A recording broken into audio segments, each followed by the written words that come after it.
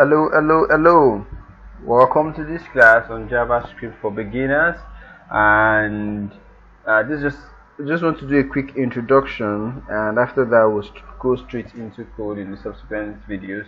But I would like you to pay attention to this brief introduction, and let's just get it done and over with.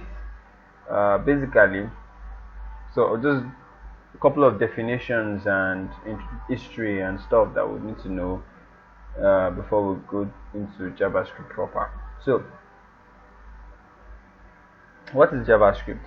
JavaScript is also known as ECMAScript, or yes, and it's the most popular programming language today. It is known as the language of the web, actually, and frankly speaking, to become a web developer, you must know JavaScript. A brief history of JavaScript. JavaScript was invented by Brendan H. I hope I'm pronouncing the H very well. In the year 1995. Originally, it was developed as a language for Netscape, but by 1997, it became ECMAScript, and I think became open source as well. Over the years, in 1998, they released the version ECMA 2. In 1999, ES6, that is ECMAScript. ECMAScript 3, sorry, that's 1999, and ECMAScript 4, although it was abandoned in 2008, it wasn't really fully developed because I think within the house there was a division among the people who were involved. Then in 2015, ECMA ES6, which is the current version of JavaScript, was released, and that's what we use now. So that's about that. That's quite a brief history, very brief. So let's move forward. So what do we use JavaScript for? It's mostly used for creating dynamic interface or interactive web content, and it is so popular that 97% of the websites on the web use JavaScript. I would say that 97 is even way too, let's say 99 even, because just few static pages I would say wouldn't require JavaScript for some reason. So it is used mostly on the client side, which is the front end, because it is easy for the browsers to understand, or somehow the browsers are built to understand JavaScript. And programmers also use JavaScript to do tasks like web page, like we just talked about, building applications with React, Vue, Node.js, and so many other front-end JavaScript frameworks. And you can also use it for mobile development, like those people that use React Native, and also for some game development using Darling.js and George.js, basically.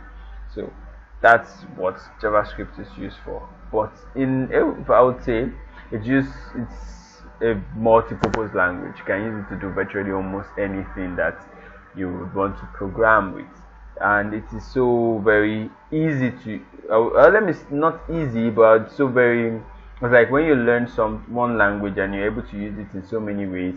Node.js, actually, before JavaScript was mainly used for the client side, but with libraries like Node.js now you can use it for both backend and front end. So learning JavaScript and learning something like React and then learning Node.js makes you now be able to call yourself a full stack dev. Basically, you can actually build from back end infrastructure to front end like that, and that's so awesome. So let's proceed. Requirements. What you need to learn JavaScript is just simple. You just need your web browser, Chrome, Mozilla Firefox, and I think Opera. I don't know if Opera runs it, but basically your web browser, a very updated web browser, then a good code editor that you'll be able to write your code in. I use VS Code. I would encourage you to use VS Code, but Sublime is also good. Notepad++ is also good, and so many other code editors out there that you can actually use for writing your program. So I think that's about it for this introductory class. What we'll be covering is about the basics of JavaScript. We'll talk about variables, the different data types, array, loops, functions, and classes. And it's going to be just a simple class, and everything will just rush down into, but it will be in depth to the point that you'll be able to build something wonderful after this class. So thank you, and see you as we continue in the series of JavaScript. And I would like to make a point here. Many people actually go with the rumor that JavaScript is difficult and all. Please don't agree with that. JavaScript is not difficult. It's actually a very easy language to understand, and if you put your mind to it, simple, you'll be able to flow with it. It's a very simple language. It's not difficult. It is easy.